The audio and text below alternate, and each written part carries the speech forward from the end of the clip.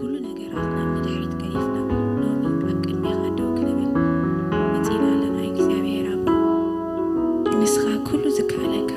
ሓንቲ እኳ ዘይጎድለካ እግዚኣብሔር ኣቦ ብኩሉ ነገራትካ ፍጹም ዝኾንካ ንዓና ሓጢኣተኛ ንዓና ስለ ዝመረፅካና እግዚኣብሔር ኣቦ ከነኽብረካ ክብ ስለ ዘበልካና ነመስግነካ ኣለና ሕጂ ድማ ብኩሉ ነገራትና ብኩሉ ኣምልኾና ንስኻ ክትሓልፎ ንፅሊ ኣለና ለህዝብና ንፅሊ ኣለና ስለቶም ሕሙማት ንፅሊ ኣለና ስለቶም ኣብ ውግእን ስለ ኩሎም ኣብ ጥሜትን ኣብ ሞትን ኣብ ኩሉ ሕማምን ዘለዉ እግዚኣብሔር ኣቦ ንፅሊ ኣለና ናይ ኩሉ ሰብ ኩሉ ሽግር ሒዝና ኣብ ቅድሚኻ ንቐርብ ኣለና እግዚኣብሔር ኣቦ ንስኻ እንተፈተኻስ ትኽእል ኢኻ እግዚኣብሔር ኣቦ ንኩሉ ሰብ ብበረኸትካ ክተፅግቦ ንኩሉ ሰብ ካብ ኩሉ ክፉእ ከተናግፎ ትኽእል ኢኻ እግዚኣብሔር ኣቦ ኩሉ ውግእ ውርወረ ውግእ ደበለ እግዚኣብሔር ኣቦ ሎሚ ኣብ ቅድሚኻ ሒዝናዮ ንቐርብ ኣለና ንስኻስ እግዚኣብሔር ኣቦ ሓንቲ ነፍሲ እኳ ክትጠፍእ ኣይትፈቱ ሓንቲ ነፍሲ እኳ ክትጠፍእ ክትመውት ኣይትፈቅድን ኢኻ እግዚኣብሔር ኣቦ ሎሚ ድማ ኣብ ቅድሚኻ ንቐርብ ኣለና ሽም ኢየሱስ ክርስቶስን ሕዋተይ ስለቶም ኩሎም ኣብ ሞትን ኣብ ውግእን ኣብ ኩሉ ጭንቀትን ዘለዉ ኣሕዋትና ንፀሊ ስሊኦም ዋጋ ክንከፍሎም እግዚኣብሔር ፅዋዕና ኣሎ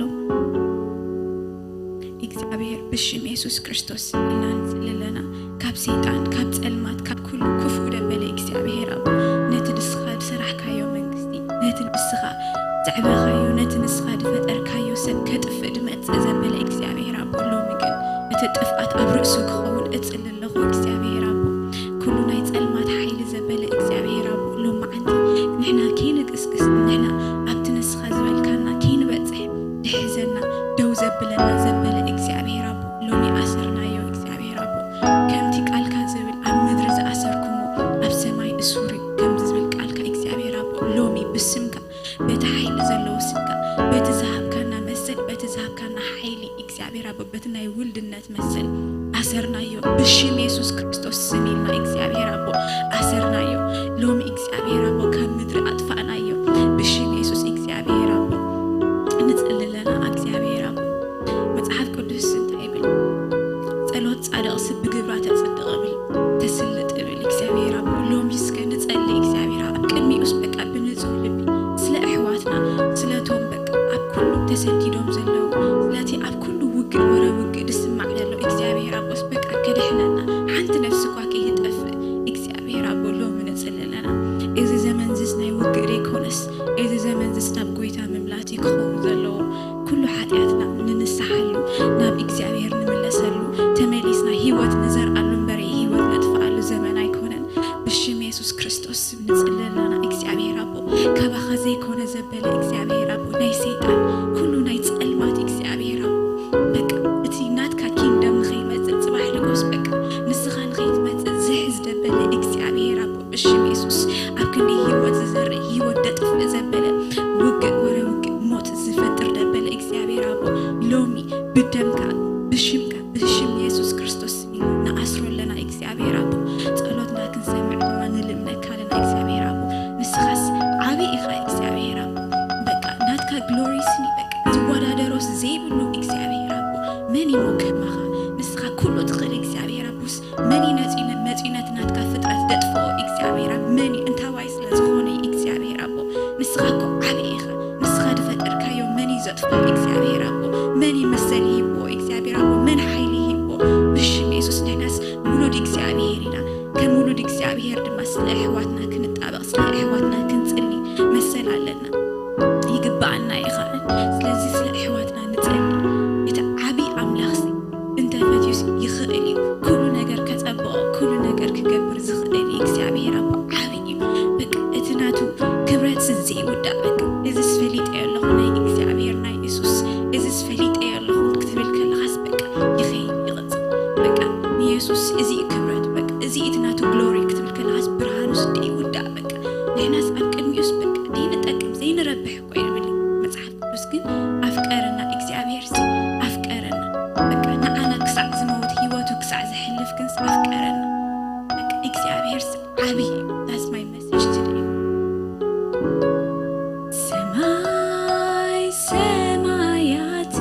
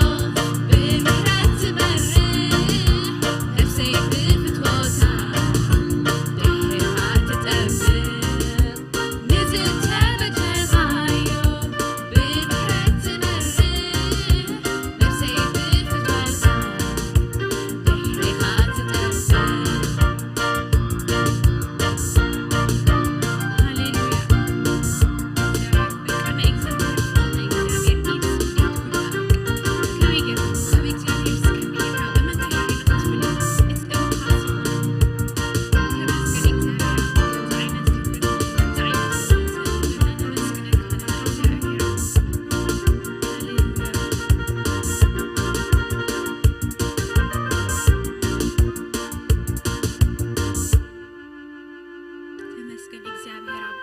ነመስግነካ ለና ፍቅርካ ዘይውዳእ ክብርካ ዘይውዳእ ጸጋኻ ዘይውዳእ በረኸትካ ዘይውዳእ ኣባናስ በቃ ልዑል ስለዝኾነ ነመስግነካ ለና ነይንረብሕ ነይንጠቅም ሰባት ከለናስ ከምዚ ጌርካ ስለዘፍቀርካ ነመስግነካ ለና እግዚአብሔር አቦ ንሕናስ ብዘይ በኣኻኮ ሰባት ኣይኮናን ንሕናኮ ብዘይ በኣኻኮ በቃ የብልናን የለናን ማለት እኮ እግዚአብሔር አቦ ብዘይ በኣኻስ ህይወት የብልና ንስኻስ በቃ ህይወትና ኩሉ ነገራትና ኢኻ እሞ ነመስግነካ ሎሚ ክብሪ ንዓኻ ኩን ንብለካ ለና እግዚአብሔር አቦ ስለቲ ልዑል ምዃንካ ስለቲ ክብርኻ እግዚአብሔር አቦ ሎሚ ስለኩሉ እግዚአብሔር አቦ ነመስግነካ ለና እግዚአብሔር አቦ እስከ በቃ ብዘይ በኣኻኮ ኣነ በቃ የብለይን ህይወት እኮ የብለይን እስከ ንበሎ ንንገሮ እስከ ንግለጸሉ በቃ ብዘይ ብኡስ ንሕናስ ከምዘይ ብልና ወልሓንቲ ከምዘይ ኮናስ ከም ንፈልጥ እስከ ንንገሮ ሎማዓንቲ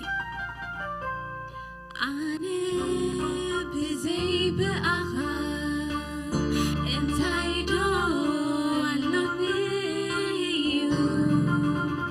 ኣነ ብዘይ መንፈስካ እንታይ ዶ ኣሎኒ በቃ ኣነ ብዘይ እግዚአብሔር ወላ ሓንቲ ዝውንኖስ የብለይን ዝብል እስከ ሎሚ ይዘምር ኣኻ እንታይ ዶ ኣሎኒ ኣነ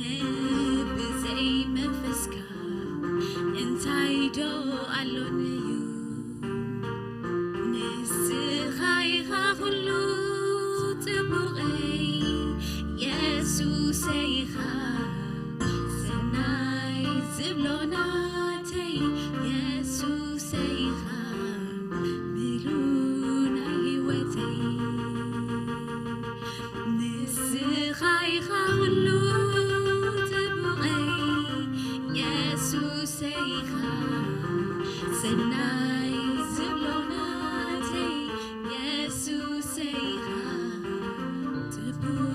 ናይ ህይወተይ ኣነ ብዘይ በኣኻ እንታይ ዶ ኣሎኒ ኣነ ብዘይ መንፈስካ እንታይ ዶ ኣሎኒ ንገርዎ እስከ ብዘይ መንፈስ ኢየሱስ እኮ ክንበር ኣይከኣልኒ we don't know it እምበር ክንበር ኣይከኣልኒ ኣነ ብዘይ በኣኻ እንታይ ዶ ኣሎኒ ኣነ ብዘይ መንፈስካ እንታይ ዶ ኣሎኒ ንስኻ ኢኻ ኩሉ ጽቡቐይ የሱሰይ ኢኻ ሰናይ ዝብሎ ናተይ የሱሰይ ኢኻ ምሉእ ናይ ህይወተይ በቃ ተማሪ ኩሉ እስከ ንበሎ በቃ ልብናስ ክሳዕ ክንደይ ብኢየሱስ ከም ተማረኸ እስከ ንገራችሁ ተማሪኹ ልበይ በኣኻ መሲትካዮ ውኖይ ንስኻ ተማሪኹሎ ልበይ ልበይ ልበይ ልበይ በኣኻ ተመሲጡሎ ውኖይ ውኖይ ቀልበይ ምሳኻ በቃ ብኢየሱስ ድተማረኸ እስከ ይዘምር በቃ ተማሪኹሎ ልበይ ልበይ ልበይ ልበይ በኣኻ ተመሲጡሎ ውኖይ ውኖይ ቀልበይ ምሳኻ እንሆ ፍትወይ ጽቡቕ ኢኻ ዝፈስስ ቅብእ እውን ኣለዎ ትስምካ ኣለዎ ትስምካ መዓዛ ህይወት ኣለዎ ጎይታዬ እቲ ድምፅኻ ሓለፋ ወይኒ ክንዶይ ፍቕርኻ ተማሪኹ ልበይ በኣኻ መሲትካዮ ውኖይ ንስኻ ተማሪኹሎ ልበይ ልበይ ልበይ ልበይ በኣኻ ተመሲጡሎ ውኖይ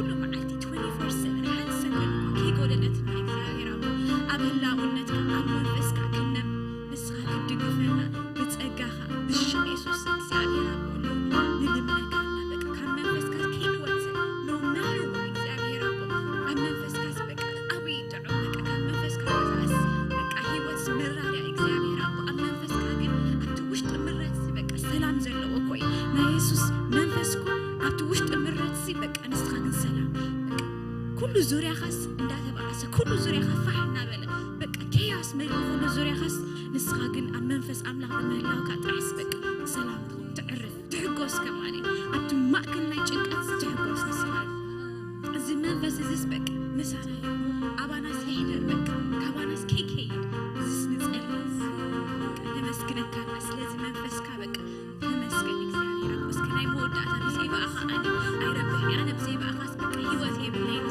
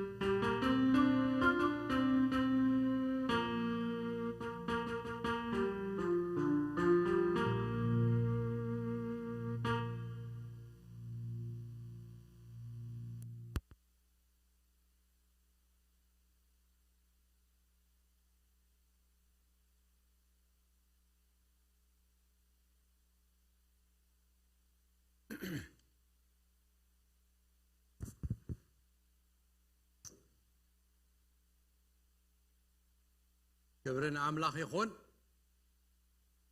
جابير كان دكنا يبارخلنا إلدان إليمن جابير ممليسو يبارخكن يسفحكن تقو ممليسو يهابكن كبرنا أملاخ يخون نبقى الأملاخ كدم مخادنا حتصير صلوت كنصلي يدلي زلنا يو جزي ناي صلوتن ناي مهللان جزي نصلي له جزي وكل شنخ እግዚአብሔር ክረዳና حتصير صلوت كنصلينا لهم مشت ون نفس وكفنا እግዚአብሔር كزاربنا كنصلينا كبرنا أملاخ سماين مدرن أو زلو كل زرن زيرن زفتركا እግዚአብሔር بزا مشت زياد ما قويتا أبقدميخا نقرب اللونا وأملاخ بس إحنا يوزلنا زمن أي موداتا زمني وقويتا بمهللان بصولتن زسقر زمن بس إحنا اللونا قويتا ردعنا رديتنا كاب سماين مدرن زقبرك እግዚአብሔር يتبايل تصحيف اللهم وأملاخ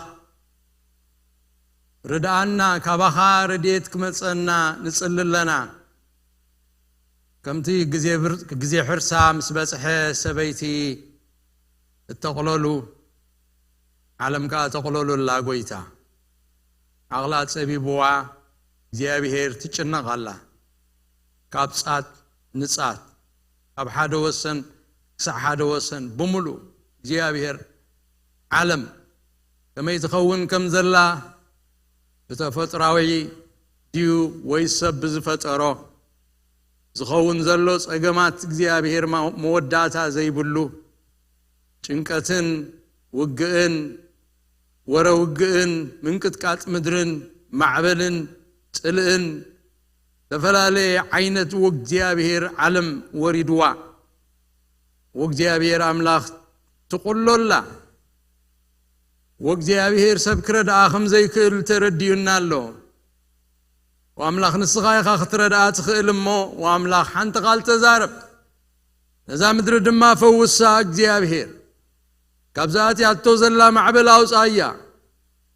እግዚአብሔር ኩሉ ዝኸውን ዘሎስ ንስኻ ጻድቕ ኢኻ ብሰራ አበሳና ዝረኸበና እዩ ብሰራ ኃጢአት ዝኸውን ዘሎ እዩ ብሰራ ርኽሰት ዝኸውን ዘሎ እዩ ብሰራ በደል ዝኸውን ዘሎ እዩ እግዚአብሔር ወአምላኽና ሕጅግና ምሕረት ግበር ተመለስ ጸሎት ህዝብኻ ስማዕ ጸሎት እቶም ኣብ ሕቡእ ኮይኖም ዝደልዩኻ ዘለው እቶም ኣብ ሕቡእ ኮይኖም ዝልምኑ ዘለው ምሕረት ዝደልዩ ዘለው ስልዮም ኢልካ እግዚአብሔር ንአብርሃም ኢልካዮን ሶዶምን ጎሞራን ኣብኣ ጻድቕ እንተተረኺቡስ ክምሕራየ ንኹሉ ክንሕፎየ ነቲ ሓጥእን ነቲ ጻድቕን ምእንቲ ትጻድቕ ኢለስ ምሕረት ክገብር ዝበልካ እግዚአብሔር አምላኽና ሎሚ ገለ ሒደት ጻድቕ እንተረኸብካስ ምሕረት ክትገብረልና እግዚአብሔር رديت كاختسدد واملاخ عالم كدنقصلا እግዚአብሔር ጎይታ ሰራዊት نو املاخ زمن سلام كتمصالنا زمن عقرقر كتطفالنا زمن زي مقصان كتصرقلنا زمن حمام كتصرقلنا እግዚአብሔር نحنان ولدنان እግዚአብሔር ጎይታ ሰራዊት حقيقة قطرئنا እዚ ወለዶ ዝክድንቅጸሉ እግዚአብሔር በስም ኢየሱስ ክርስቶስ ነጽልለና ኃጢአትና ንእመን በደልና ንእመን ውድቀትና ንእመን ዘይምእዛዝና ንእመን አምላኽ ምዃንካ ኣይፈራህናካን ኣብ ርእስና ተወኪልና ኢና እሞ እግዚአብሔር ባዕልና ንፈልጥ ዝበልናዮ ኩሉ ይቕረበለልና ንትዕቢትና እግዚአብሔር ጎይታ ሰራዊት ንዘይምእዛዝና ኩሉ ንዓኻ ንዒቕና ددحر خالق كيدنا مو እግዚአብሔር ምሕረት ግበረልና በምሕረትካ ተራኸበና ብረድኤትካ ተራኸበና ደንግጸልና እግዚአብሔር ደንግጸልና ወእግዚአብሔር ስኻ ስቕ እንተበልካ ክንጠፍኢና ንስኻ ምሕረት ተዘይገርካልናስ እግዚአብሔር ክንዓኑይና ሓንቲ እኳ ዝተርፈና ይብልናን ምሕረትካ ግና እግዚአብሔር ስደደልና በምሕረትካ ብጽሓና ብሳህልኻ ብጽሓና እግዚአብሔር ርዳአና نعلم ردا نافريقا ردا نهاجرنا نيرترا ردا نيثيوبيا ردا እግዚአብሔር نخلنا مبرق افريقا زلوا هاجرات ردا نبزلا مدر افريقا ردا يا እግዚአብሔር انونيسيا ردا እግዚአብሔር نا استراليا نا امريكا እግዚአብሔር نبزلا عالم ኣብ ጭንቀትና ወጥርን ዘላ ዓለም ርዳ እግዚአብሔር ረድኤት ካስደድ ምሕረት ንደልለና በፍርዲ ትምጻና መንክ ተርፍ ኣብ ቅድሜኻ በፍርድን ተመጽኢካስ መንክ ቀውም ኣብ ቅድሜኻ እግዚአብሔር በምሕረት ዳምጻና በድንጋጽ ዳምጻና ብለውሃት ዳምጻና ርሕሩዒኻ እግዚአብሔር ንኹራ ደንጓይ ንከይድ ما تتعاسيخا እግዚአብሔር ትድንግጽኻ ወአምላኽ ደንግጸልና እግዚአብሔር ርዳ እንሆ በዘገርም ዘመን በጽሕና ለና እግዚአብሔር ኣብ ዘይንቡር ዘመን በጽሕና ለና እንታይ ከም ንብል እኮ አይንፈልጥን ብድራናዮን ብሰማዕናዮን እግዚአብሔር ጎይታ ሰራዊት ይገርመናሎ أبينا زمن كوننا بس إحنا نبلناس وإግዚአብሔር نጭنق لنا بيني مفتحيو انت يكون كخونيو صباح نبل لنا እግዚአብሔር نسخا ግን همونيخا أزفان كاللخا دنققن عنا لكا حقخا باخا صدقخا تقبريخا مو እግዚአብሔር بصدق بافتحو صالنا وإግዚአብሔር مرقمنا بارحق وردتنا بارحق باسم يسوع كريستوس نمصالنا دليو لكنا يخان دليك كالنا ترخبلنا እግዚአብሔር ردعنا أملاخنا ويتا خبري لخبرينا خان بكا بزيك أخا كال تسفا يبلنان بزيك خان امنون نتمتون يبلنان كم تنقص يوسافات زبلو أبقد مزق الزيف سراويت انتاي كم نقبر اين فلتن أبي كم نقيدون اين فلتن انتاي كم نبلون اين فلتن يلكا عندنا قنانا بقايت امتالو ايلو نسخا غاردي كايون يوسافات وإግዚአብሔር እጅድ ማንታይ ከም ንበላ ይንፈልጽን እንታይ ከም ንገብር አይንፈልጽን እንትና ግና እግዚአብሔር ናባኻይ ጽምታለዋ ከም ትገረድ ናብ ኢድመ ቤታ ከም ትባርያብ ኢድ ጎይቱ ዝጥምት ወእግዚአብሔር ናኻን ጽምታለና ሀረርታና ባኻይ ድሌትና ባኻይ እግዚአብሔር ረድኤትና ንስኻ ይጋሞርድ አናዳ ስቃይትበል እግዚአብሔር አምላኽና صحجي باخاينا زلنا باخاينا ندبر باخاينا نوساوس صحج رديك النايخا بيوت زلنا خبخاي محرتك እግዚአብሔር زنبرنا زلمون مسكنكا انك صحج زرداكنا صباحون امونيخا امنتك يلوص ان كيدان املاخيخا نامنك لنا مو املاخنا كل خبرنا اخان نبكا كل وداسنا اخان نبكا نسخ عبيخا نسخ خاليخا እግዚአብሔር አምላክና ናኻነ መስግነክ ካለውና ተመስገን እግዚአብሔር ለምሸድ ማምሳናኹን አዝቃልካ እግዚአብሔር እንምርምሮን እንማሃሮን ከለና መንፈስካ አምሳና ኾይንኽ ምህረና عمقت ቃልካ ገልጸልና ምግልሃት ከውና ማእከልና ለነፍስ ወከፍና እግዚአብሔር ክትምህረና ኩሎም ደቅኺ ካብ እግዚአብሔር ዝተማሃሩ ኾንዮም ጽሑፍ ይሞ እግዚአብሔር ካባኻ ክንማሃር بسم يسوع كريستوس نصلي لنا كل خبر نسمك يكون بسم يسوع آمين آمين قويتا آمين thank you Jesus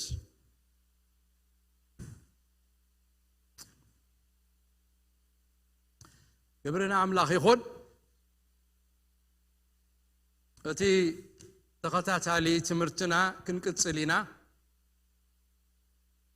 أب قبراري التاشعي معرف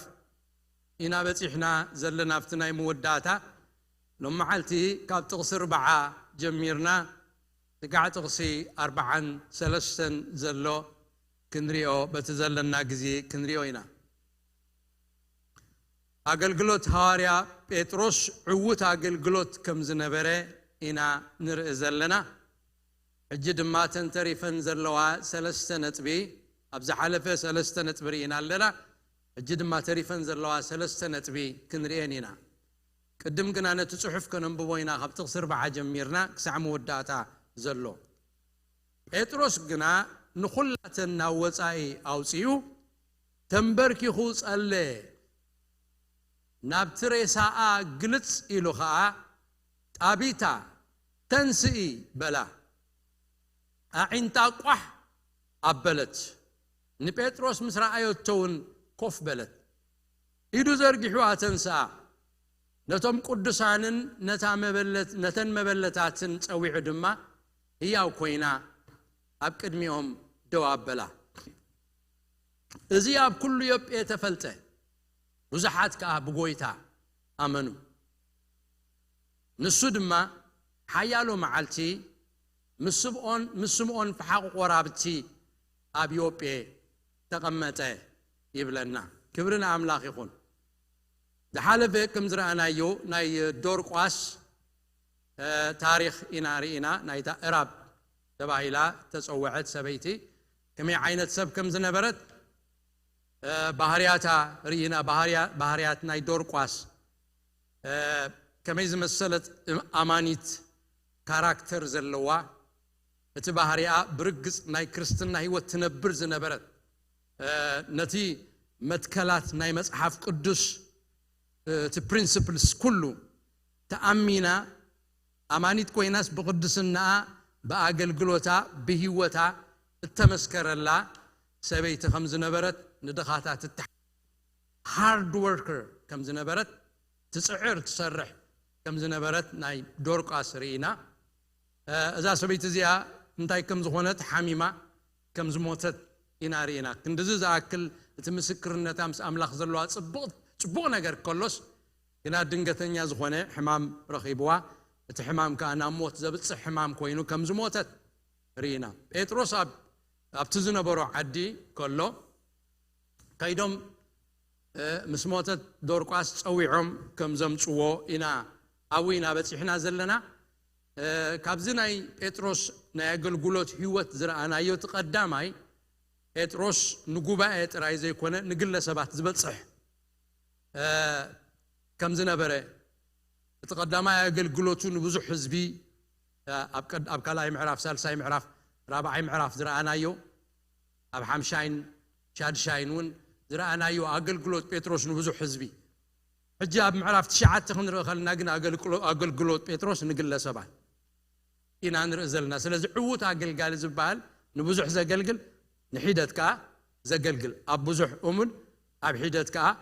أمون زخوانيو عوت أقل قال لنا تخالاي زبلنا يونتايو عوت أقل قال زبال نكريستوس زوجلح إيو نرؤس حبيو نكريستوس زوجلح لازم بيتروس نينيا كفوسو خلو إنيا يسوس كريستوس يحويكا الله إلو بيتروس حويك الله أي بلون يسوع كريستوس حويك الله زبلون نك يسوع كريستوس كتمت تفوسي كابو خمس قنات قويتا فوسي تخل زقل قويتا نسو خمس قنات نابو ختمت نينيا كم زقبرو رينا مالت يتسالساي نت بزرعنا يو بيتروس إنيخو زبل دلو مخانو بيزي زيبل مستتصوعس الله زبل توسع نجر توسع سب قال زدل سب صلوت زدل سب مصنع زدل سب كما صخلص بيزن دي زلخو قال اسرح يزن دي زلخو زيبل بدديلو زخيد እግዚአብሔርኩም ዝመሰሉ ሰባት ይጥቀመሎሚ እነሆኑ ዝብሉ ኢሳይያስ ምሳሌ ይብና ነርና ኢሳይያስ እግዚአብሔር ንበንክልህ መንከ ኸደልናዩ ምስበሎ እነሆ ጎይታይ ለአኸኒ ከም ዝበለ ሪና እነሆ ጎይታይ ለአኸኒ ዝብሉ ሰባት አበገልግሎት ዕውታት ከም ዝኾኑ ግዜኦም ዝህቡ available ዝኾኑ ሰባት ዕውታት ከም ዝኾኑ ሪና እትራባይ ሕጂ ኣብዝንሪዮ ጴጥሮስ ናይ ጸሎት ሰብ ከም ዝነበረ ናይ ጸሎት ሰብ እዩ ነይሩ ኣብ ጥቕሲ 4 ክንርኢ ከለና ጴጥሮስ ግና ንኹላተን ናብ ወጻኢ ኣውፅዩ ተንበርኪኹ ጸለየ ናብቲ ሬሳኣ ግልጽ ኢሉ ኸዓ ጣቢታ ተንስኢ በላ أعنت قحبلت نبيتروس مسرعيتون كف بلت إدو زرقحو آتنسا نتم قدسانن نتن مبلتاتن سوي عدما هياو كوينا أبكد ميوم دواب بلا يبلنا هاريا بيتروس نايس أولوت سب كم زخوانه إنانري هاريا بيتروس نايس أولوت سب نايس أولوت تغمي زترد عدما قويتانا المدحانينا يسوس كريستوس بهيوة تخلو مس يسوس كمل على سكولو أب هيوت يسوس زرعيون أب هيوت يسوس زستبحالون كاب يسوس كأز سمعون زتمهرون كم زخانة إنا نري حجي أبزز قبرو زلو بيتروس لك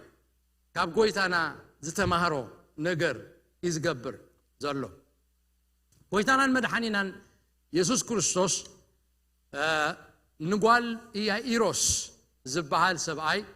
كموتات كتنسى أخلو بيتروس نعين مسكر إنيرو أوريا بيتروس قويتانا تموتي قال يا إيروس كدم متنسو انتاي كم زقبره كما يجيرو خمزة تنسى دحر متنسى دما انتاي كم زبله بعينو زرعين بأذنه خاز سمعن كم زنبره نذكرنا حجي هواريا بيتروس أبزن ريوز لنا دما كم تا قويتا خبرا خلو زرعايا ክገብር ከሎ ኢና ንርኢ ኣብ ማርቆስ ምዕራፍ 5:4 ጎይታናን መድኃኒናን ኢየሱስ ክርስቶስ ያኢሮስ ጓለይ እምበር ሞይታ ምስ በሎ ናብ ቤቱ ምስ ከደ ክበኽዩ ምጸኒሕሞ ደቂሳላ ኢልዎም እቶም ኣብቲ ደገ ደቂሳላ ምስ በሎም ሰሓቕዎ ይብለና ከም ዝሞተት ስለ ዝፈለጹ ንሱ ግና ንኹሎም ኣውፂኡ ጎይታናን መድኃኒናን ኢየሱስ ክርስቶስ ኣብ ቦታ ቆልዓን ኣዲኣን እቶም ምስኡ ዘለዉ ሒዙ ናብቲ እታ ቆልዓ ዘላቶ ኣተወ ኢድ እታ ቆልዓ ሒዙ ኸዓ ጣቢታ ቁሚ በላ ትርጓሚኡ ኣትጓል ተንስእ ይብለክ ኣለኹ እዩ እታ ጓል ድማ ብኡ ተንስአት 12 ዓመት ገይራ ነበረት እሞ ተዛወረት ሽዑ ዓቢ ምግራም ተገረሙ ይብለና ጎይታናን መድኃኒናን ኢየሱስ ክርስቶስ ዝገበሮ ይዚ ጴጥሮስ ከዓ ሕጂ ከምቲ ጎይታ ዝገበሮ ንኹላተን ዝበኽያን ዝዛረባን ጫው ዝብላ ዝነበራን ኩላተን መበለታትን እቶም ቅዱሳንን ካብቲ ደርቋስ ተነቢራትሉ ዝነበረት ቤት ናብ ወፃኢ ኣውፂዎም ከምታ ጎይታ ዝገበራ እዚ ዝገበረሉ ምኽንያት ተፈላለየ ምኽንያት ክኸውን ይኽእል ሓደ ክጽምወሉ ጸጥ ክብል ካልኣይ ድማ እቲ ዝገብሮ ዘበለና ረኣይዎ ሸው ከይከውን እቲ ክብሪ ንሱ ከይወስዶ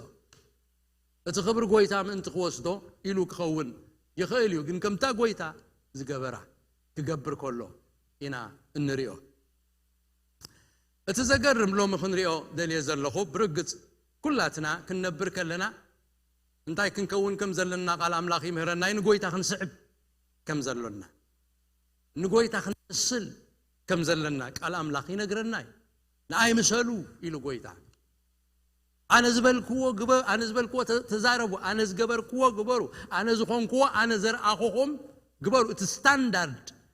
ንክርስቲያናት ተዋህበ መርኣይ ክርስቶስ እዩ ንክርስቶስ እናረኣና ኢና ናብ ምስሊ ክርስቶስ እናተለወጥና ንኸይድ ዝኾነ ዓይነት ዳይለማ ዝኾነ ዓይነት ሕቶ ዝኾነ ዓይነት ክሮስሮድ ክንበጽሕ ከለና እንገብሮ ዘበልና ክጠፍኣና ከሎ ኣብዚኣሲ ክርስቶስ ተዝነብርሲ እንታይ ምበለ ንብል እሞ እቲ ክርስቶስ ይብሎ ዝበልናዮ ንብል እቲ ክርስቶስ እንታይ ምገበረ ሕጂ ንብል እሞ እቲ ክርስቶስ ዝገበሮ ኢና ንገብር ማለት እዩ ናህና ኣርኣያን ምዕቀንን ሰብ ኣይኮነን ናህና ኣርኣያን ምዕቀንን ኣገልጋሊ ኣይኮነን ናህና ኣርኣያን ምዕቀንን ክርስቶስ እዩ ንክርስቶስ ክንመስል ኢና ንጽሕት እምበር ንኻልእ ክንመስል ኣይንጽሕትን ኢና ንዓይ ክትመስሉ ኣይትጽሕቱን ኢኹም ብመስመር ዘለኹም ዋላ ኣብ ቤቱ ዘለኹም ንዓይ ክትመስሉ እንተጽሒትኩም ክትከስሩ ኢኹም ስለዚ ኩላህና ንመን ክንመስል ኢና ንጽሕት ነንመዓልትና ሞትና እናተቐየርናስ ንኢየሱስ ክርስቶስ ነቲ ወዲ ኣምላኽ ክንነብር ብኩሉ ባህሪና ብኩሉ ኣካይዳና ብኩሉ ናብራና ካብኡ ተመሃርና ሰባት ክንከውን ንውን ንመስል ሰባት ክንከውን እዩ እቲ ጻውዒትና ስለዚ ሐዋርያት እቲ ህይወት ክነብርዎ ከለዉ ልክዕ ከምቲ ጎይታ ዝነበሮ ናብራዮም ነይሮም ጳውሎስ እኳ ደፊሩ ከምቲ ኣነ ንክርስቶስ ዝመስሎ ንስኻትኩም ከ እንታይ ኢሉ ንኣይ ምሰሉ ኢሉ ተዛሪቡ ኣሎ እቲ ዕላማ ንክርስቶስ ክንመስል እዩ ክንልወጥ ከለና ናብ ጎይታ ክንመጽእ ከለና ክርስቲያን ክንከውን ከለና እቲ ናይ መወዳእታ ሕጅና ኾንና ንኸይድ ንክርስቶስ እናመሰልና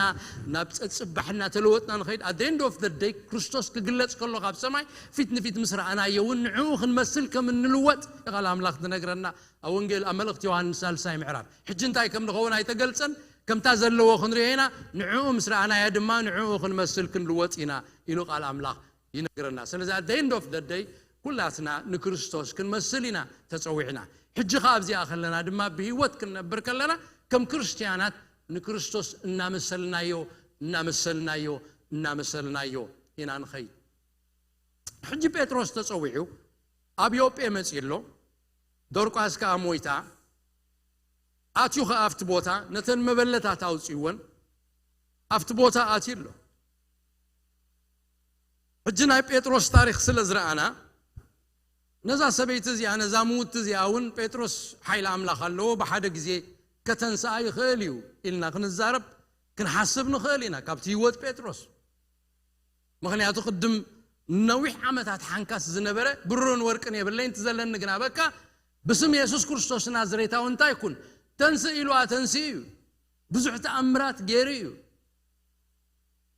أبتقد مئة نبرت كفل زرعنا يا قواني إنيا شمونت عمت بعرض دكيسوس نبر إنيا كريستوس يتنسى كله إلى تنسي هوي حجد ما بزاس عزيا موت يا بكرميو زلا يوتاز حلفت سبيتي حجب تمكره انتي كجبر كخيلي لنا خنزم كنقمت نخيلنا حجد ما ختسعيو إلنا خنحسب نخيلنا بطرس قنا كما يحسبنيو تمالي حنكاسا تنسي تمالي عورار تمالي تأمرات جيري بسم قوي تحجغات أمرات كجبر يلو أبرو سوزم كحسبا يكونن انترينا يو تقال انتم بيبنا يو بطرس قنا كم يحسبن نفس وكف سقمتو عبرؤسو خمزة يكونه أصبيغو بطرس يفلت نيرو تمالي زقبرو تأمرات حجد ما كم وصل زقبركو حجك قبري لخمنا يكلني كل سقمتن امنتن أب أملاخي أملاخ تمالي زقبرا لهم خانتاي كم زقبرا يفلتني زبل أملاخ يفلت زقبرو أملاخ يفلت أنا يفلتني يلو سرندر جيرونا أملاخ زنبر سبي نيرو اتمنج حيلي كابروسو خمزة يكونن اتزخون زبالة خلو أفقاد أملاخن أب حيل أملاخن زتوكله كم زخونه أتصبقو زستو على باري أملاخي نيرو سلازد مايو أب دربي نايتا بيت أب تريسا دورقاس زلاتومس أتوه نخلو ماوتيو ببركو تنبركخو متصلاي زجمره درس كتصليو جميرو ببركو تنبركخو تمالي انيا تسيئيه تمالي حنكاسا زليليه ايبل حجخ اخذلو لي وي نزا سبيت حجخ اخ تنسيئي لي حسبا كلتو كلتو اب املاخ اني املاخ يزقبر املاخ يزفوس اتحايل ابا يكونن اتحايل اب املاخيو اتمتنسى انت هونون افقاد املاخيو اتفوس انت هونون افقاد املاخيو افقاد يا يكونن إلو زأمنيو أخلن مسوس أن تنبركخو مصلاي جمره يبلنا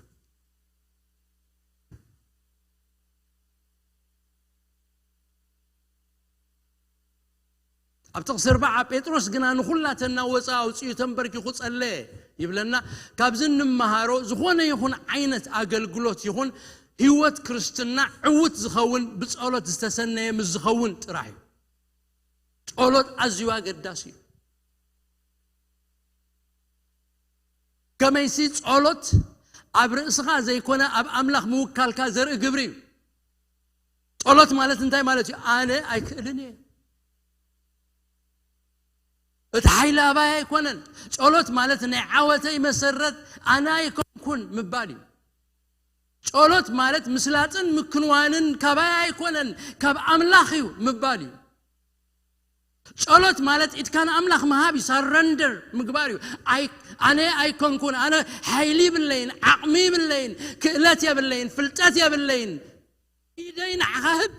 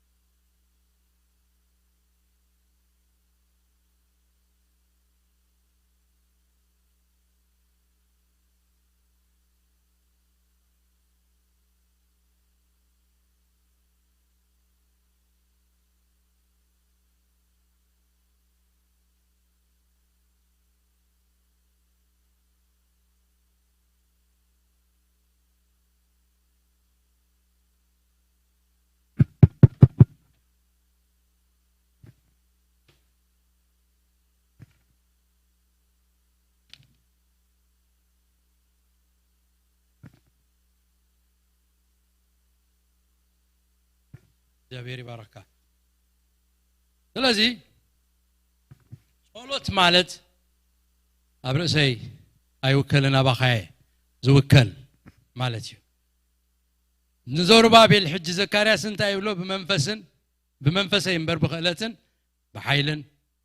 ኣይኮነን ይብሎ ከምቲ እግዚአብሔር ዝበሎኻ ዘሩባቤል ክሰርሕ ጀሚሩ ኣብ ፍጻሜኻ ኣብጽሕዎ ስለዚ ጸሎት ማለት ኢድካ መሃብ እግዚአብሔር ንስኻ ትፈልጥ ንስኻ ኩሉ ትኽእል ኢልካ ምእማን ከም ዝኾነ ንሓዞ ሐዋርያ ጳውሎስ ናይ ጸሎት ሰብ ነይሩ ሐዋርያት ብጣዕሚ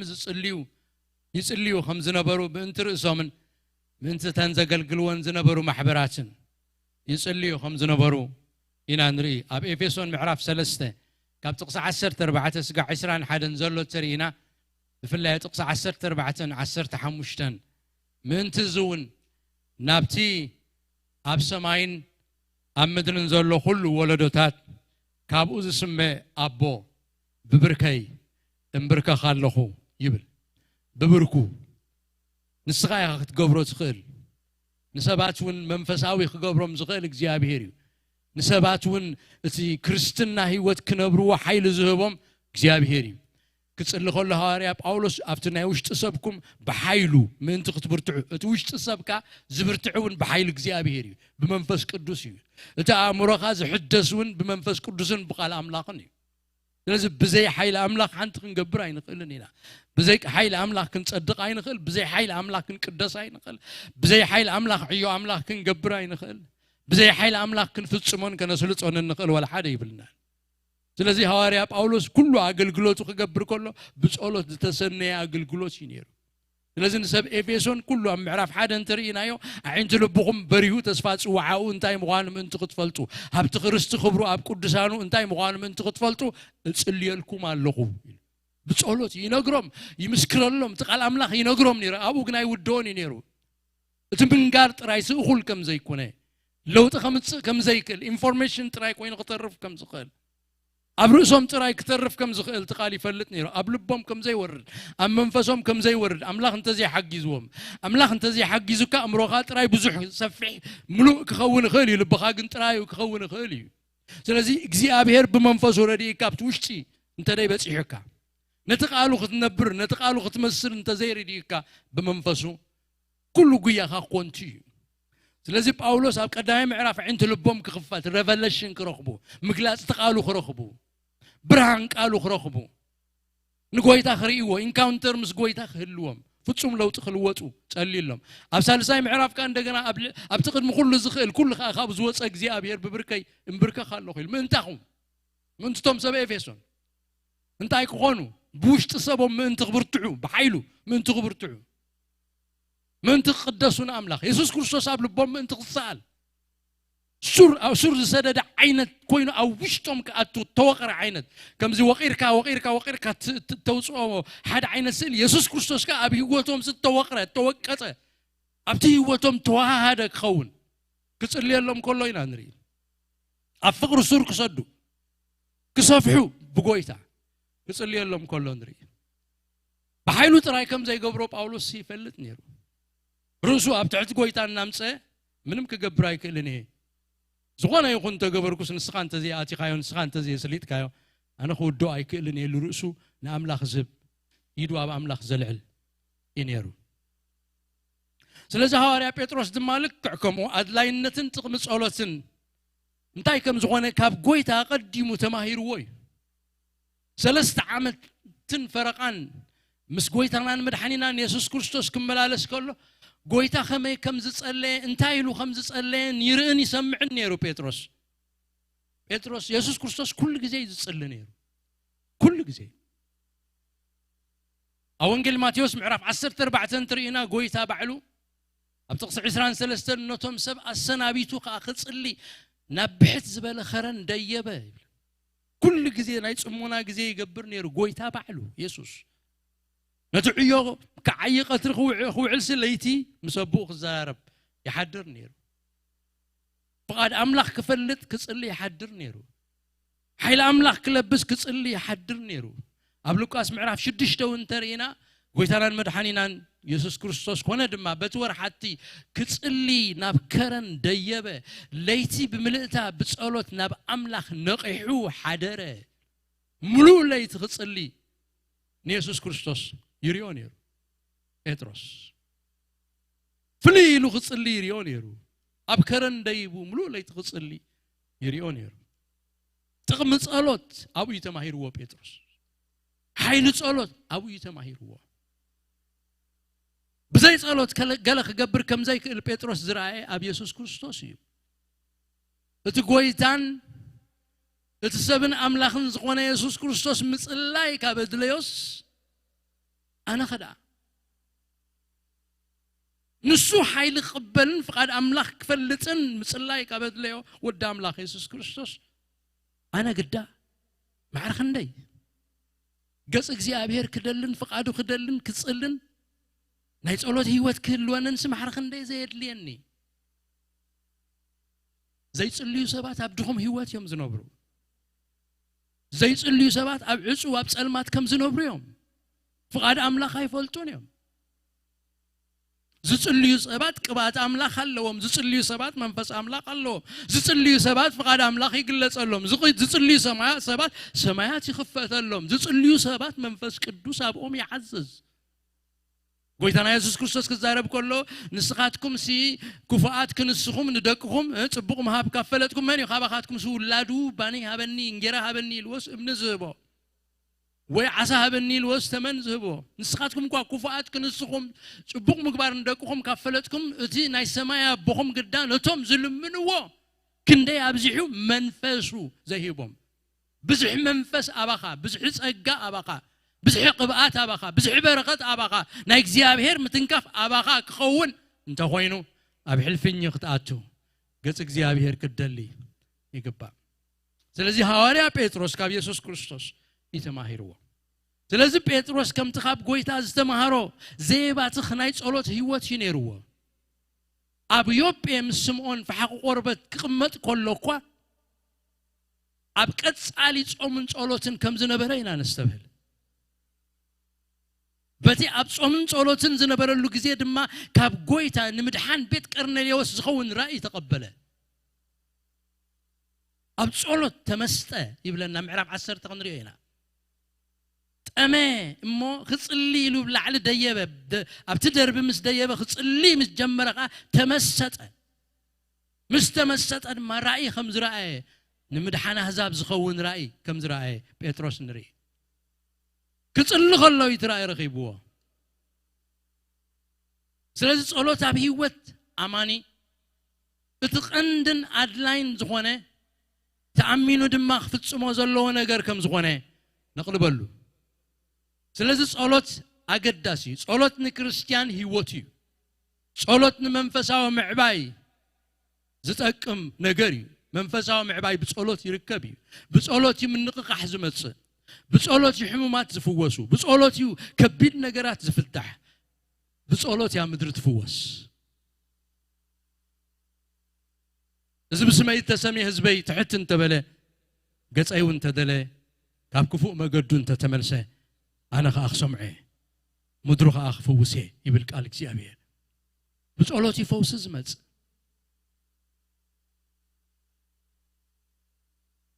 حيلنا بيت كريستيان صلوتي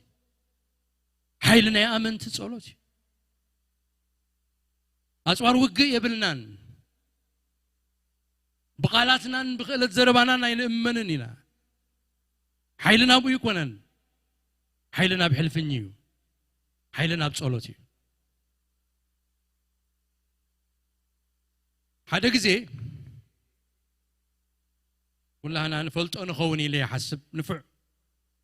بزمانو እግዚአብሔር ተጠቀመሉ አገልጋሊ ቻርልስ ስፐርጀን ዝተባለ ብዛዕባው ሰሚዕና ንኸውን ነዊሕ እዋን ይገብር ኣብ ኣሜሪካ ዝቕመጡ 5 ናይ ኮሌጅ ተማሃሮ ስብከት ናይቲ ኣብ ለንደን ዝነበረ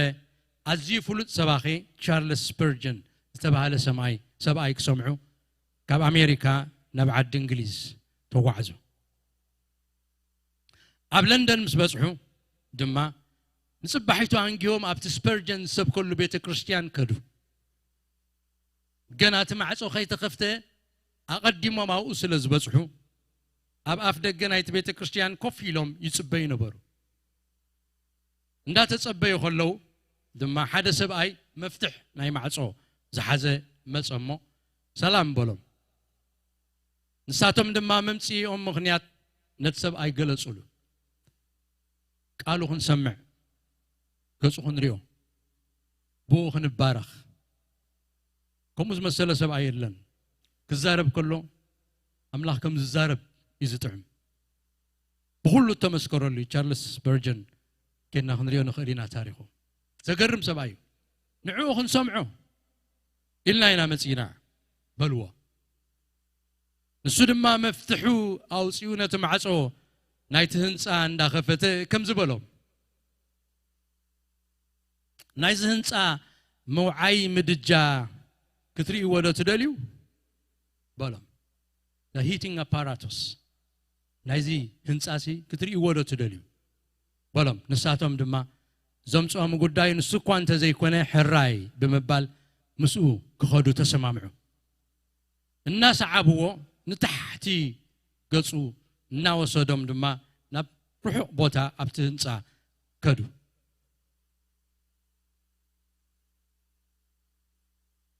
او خدو خلونا بحد كفلي معصو تعصوه بصحو دحرنت معصو كفيتو دما اتوم مساتهم زرخبو غنا شوعات ميت زخونو اوداتن اوالدن ببركم تدفيهم صليو سبات ياريوم بولم دما زياتهم يوم نايز بيت كريستيان منفساو حوي زاغدو إلوا اتنزر ايام سبعي دما بعلو تشارلز سبيرجن إنيرو أنا يكون إذا كل تريو زلها بدقز خونسي سؤال يكونن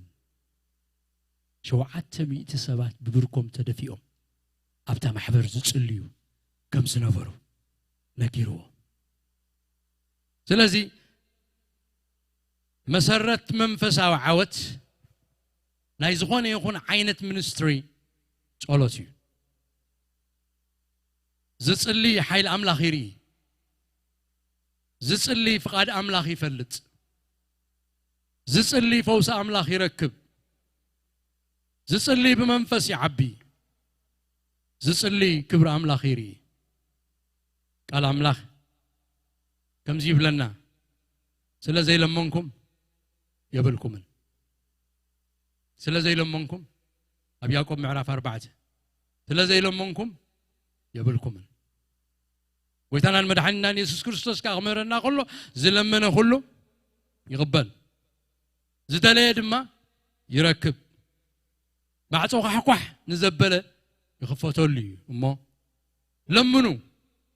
يوهبكم دليو ترخبوا مع توقع حقوح حبلو يخفتوا لكم دما بلا بس قولت نوح كن كيد نخالينا بسولات بزح نجار كفتسام يخالي سلازي بيتروس he understand تردون نجار أبسولات تردون دفلتون نجار الله ريسا أبكر ميوزلا أبكر مريسا يدوي لزلا زخوانا نجار كدم مقبارو تنبركه مسألة مستير صولات فليت وانيرو انتاي لو خمسة تسألي انت زي تصحف لنا تسأليو قنا له وقويتا حيلي باللين وقويتا انتاي كم زخونا يفلتني حجيقنا دلل لخو حيل خابزي اخ قلت دلل لخو يلو كم تسألي مثلا لازم اتروس تسأليو قالوا مسود ادما نبتا موتي قلت يلو تابيتا تنسي بلا مسكويتا تراخيبو فقاد أملاخ على متنسع ذا سبيت زيا فقاد أملاخ كم زخونا الرقاقيسو جيابير كتسايو إلو تابيتا قومي تابيتا تنسي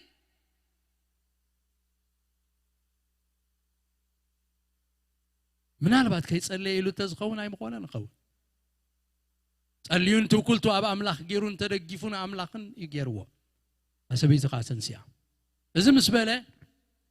ኣዒንታ ቋሕ ኣበለት ንጴጥሮስ ምስ ረኣየቶ ኸኣ ኮፍ በለት ኢዱ ዘርጊሑ ኣተንስኣ ነቶም ቅዱሳንን ነተን መበለታትን ጸዊዑ ድማ ህያው ኮይና ኣብ ቅድሚኦም ደው ኣበላ ጸሎት ንዝሞተ ነገር ህያው ይገብሮ እዩ ዝሞተካ ህያው ክኸውን ትደልዮ ተስፋ ዝቆረጽካሉ እንተሎ ኣምላኽ ህያው እዩ ጸሎት ይሰምዕ እዩ ጸሎት ሰሚዑ ይምልስ እዩ ንዝሞተ ነገርካ ትንሳኤ ክእውጀሉ ይኽእል እዩ ንተወደአ ነገርካ እግዚአብሔር ክጅምሮ ይኽእል እዩ ዝተዓጽወ ፋይልካ ክኸፍቶ ይኽእል እዩ ዝጸልመተ ነገርካ ከውግሖ ከብርሆ ይኽእል እዩ ተላዕለካ ማዕበል ዝገንፈለ ሰጥ ከብሎ ይኽእል እዩ ከህድዎ ይኽእል እዩ ተቃውምትኻን ተጻረርትኻን ማይ ከም ዝብተን ብንፋስ ክብትኖም ይኽእል እዩ እግዚአብሔር بصولت موت هياو يخوني بزحي زموتك أبيوت كنا بركلنا بزحي موتنا موتنا يسب تراي زي كونه بزحي نجاراتي موتك يبلاش وكا تسفات قول صول مودات أيوة صح تفلا لي عين نقصر زين خل مودات أزبس حكا نجار مودات أزبس حكا له أخيلي يزبل كاي بزحي نجار كل خيلي زيابير كنا خجم روي خيلي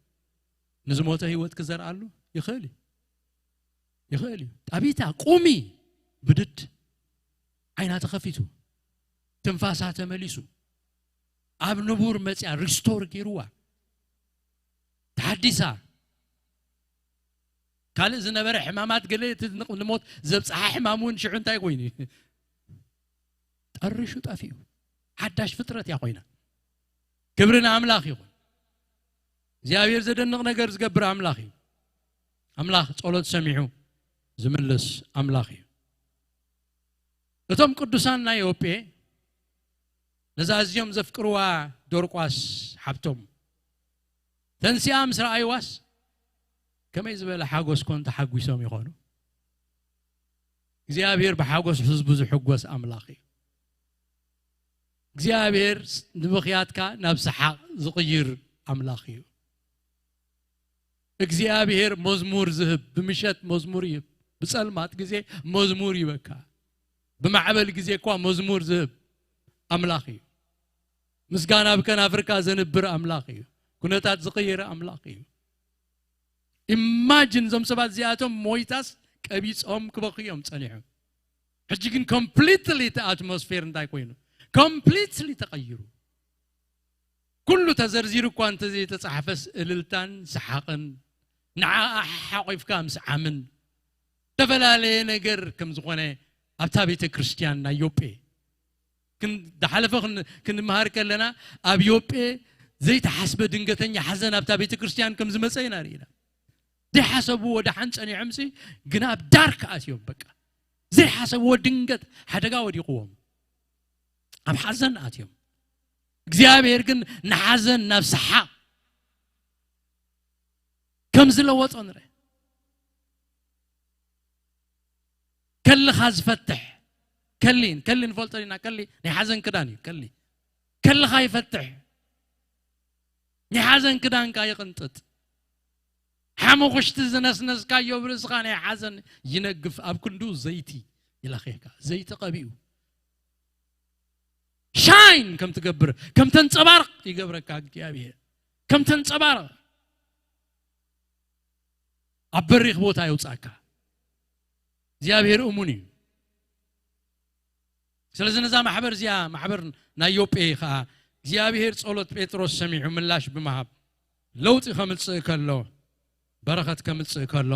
ንርኢ ጎይታ እዚ ተኣምራት ዝኽገብር ከሎ ነቶም ቅዱሳን ምእንቲ ክሕጉሶም ጥራይ ኣይኮነን ዓላማ ኸ ነይርዎ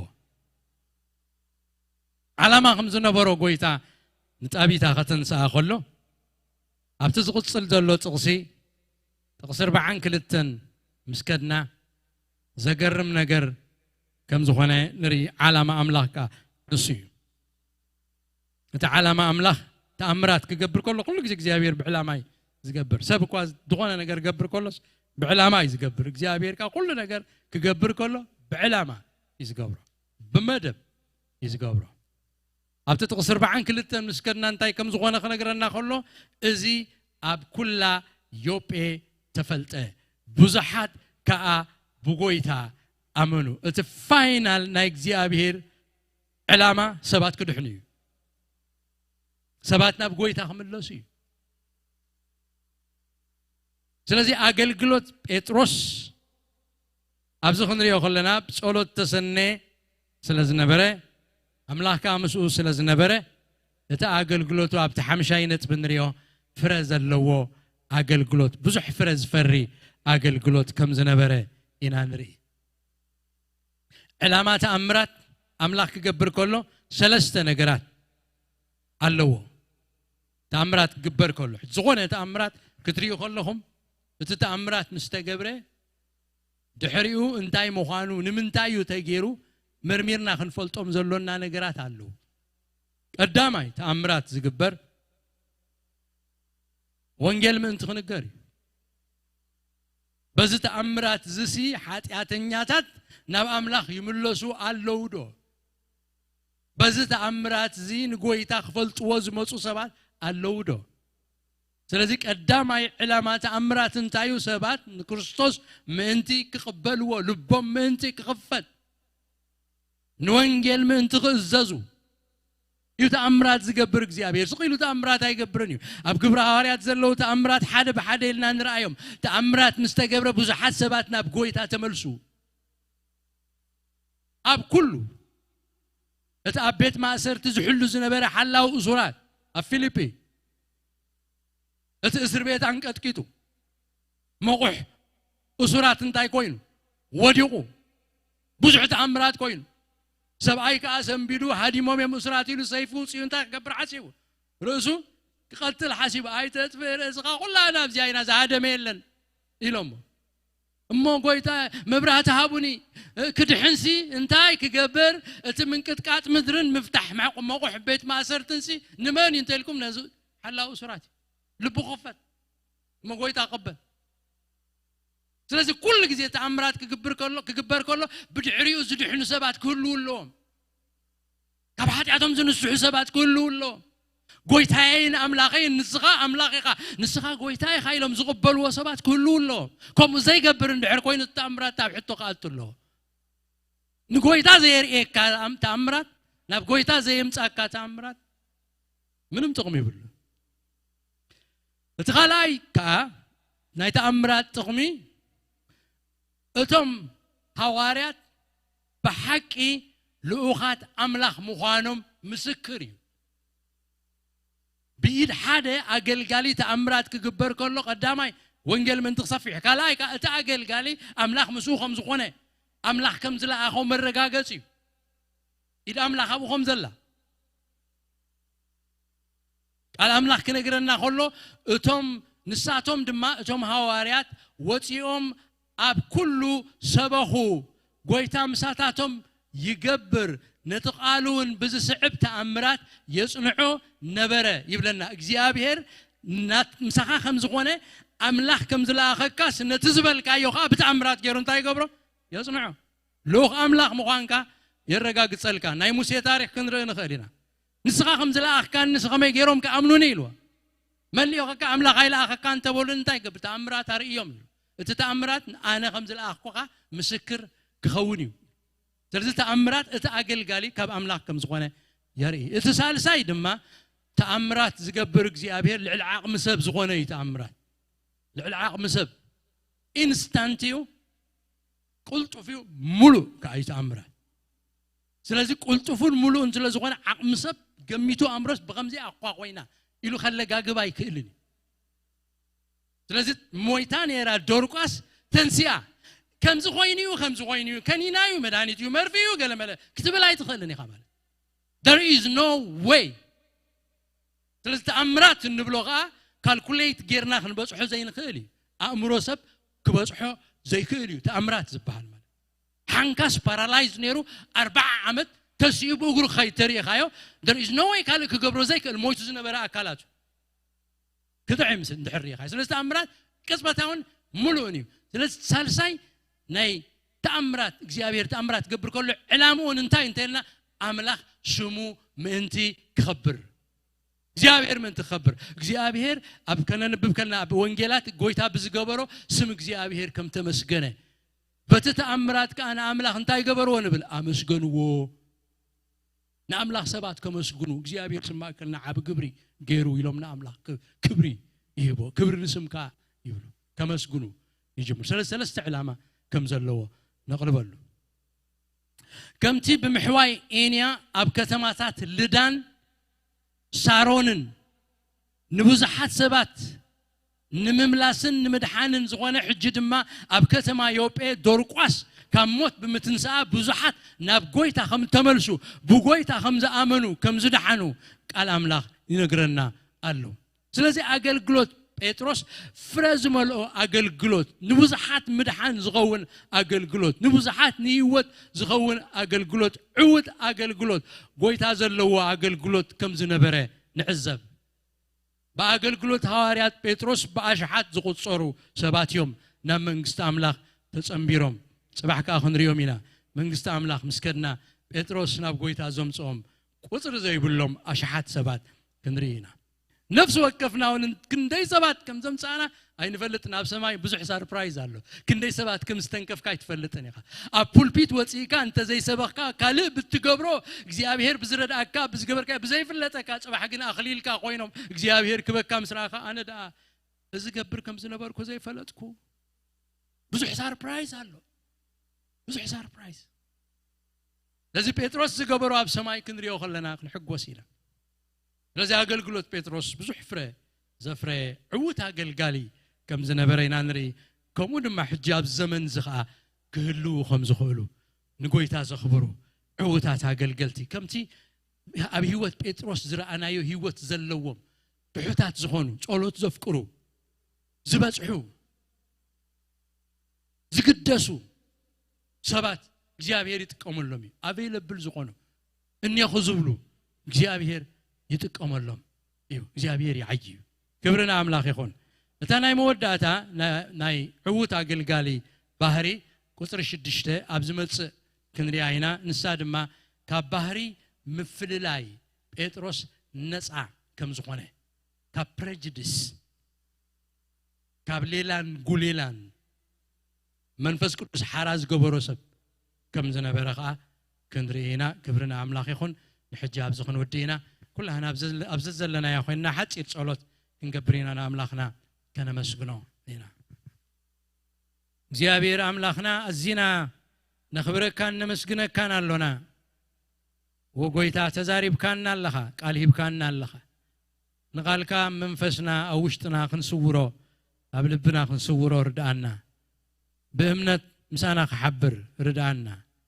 ቃልካ ክጠቕመና ንፈውሲ ክኾነና ንለውጢ ክኾነና ናኻ ክንኣምን ክገብረና ኣባኻ ክንድገፍ ክገብረና እግዚአብሔር አምላኽ ክትረዳአና ዝቃል ዚ እግዚአብሔር በመንፈስ ቅዱስ 60 ሚእትን ኮይኑ ክፈሪ ጎይታ በስም ኢየሱስ ክርስቶስ ጽለለኹ ሰማዕት ጥራይ ከይንኸውን ጎይታ ግብርት ቃል ክንከውን ርዳአና እዙዛት ውሉድ ክንከውን ርዳአና ጎይታ ክብሪ ኩሉ ክብርና ኣኻ ስለዝነበረና ምሽት ስለዝሃብካና ዝቃል ጎይታ ነመስክነካ ጸሎትና ስለሰማዕካ በስም ኢየሱስ ክብሪ ኩሉ ንኣኻ ይኹን አሜን